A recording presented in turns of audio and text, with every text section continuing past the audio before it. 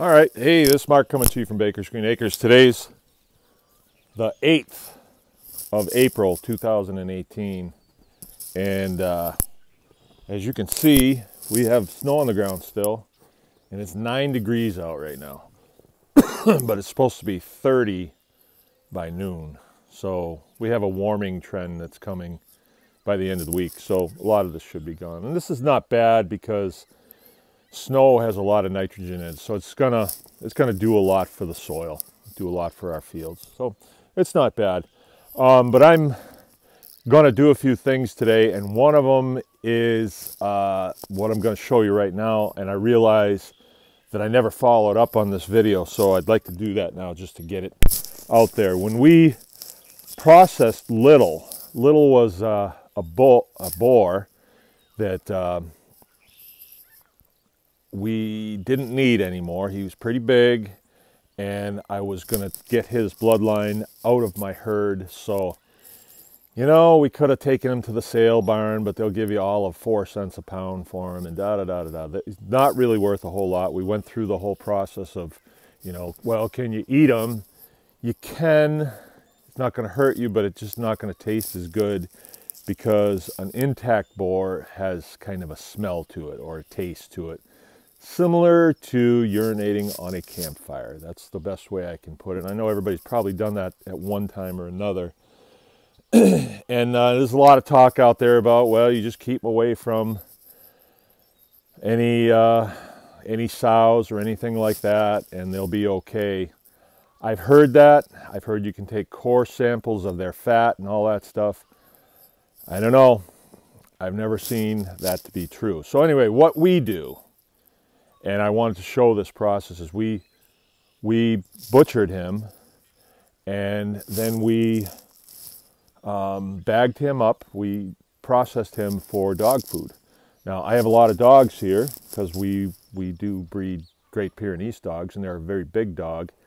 And you know, I was telling you, if I buy dog food, which my wife does occasionally, especially when we have puppies in the wintertime, it's $40 for 40 pounds. So Little was 500 pounds, so he yielded me about $500 worth of feed, and it was wound up to be a good deal. Of course, you have to have the capability of processing an animal on farm and all that stuff, which we do, and it's a good tool to have in your homesteader's toolbox. But here's what we did with, I told you I was going to do this with what was left over of him. This is a roll-around grill, you know, smoker type thing. I made this a long time ago. It's just made out of a 275-gallon oil drum, and I put this old axle on it I got off of a fire extinguisher that was thrown away off of a flight line when I was in the Air Force.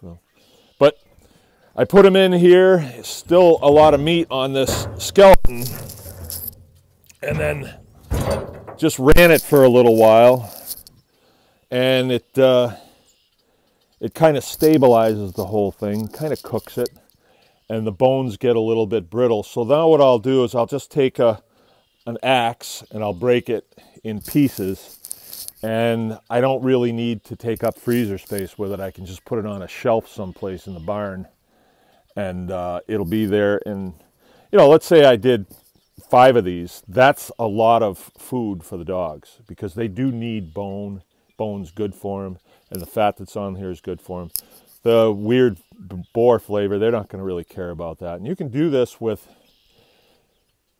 cattle too.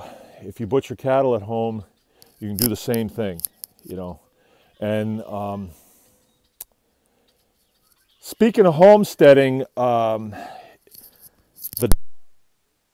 dogs are a very important part of that because most of our livestock is outside, and you know, predation is huge in this business, and so the guardian dogs keep predation to a bare minimum.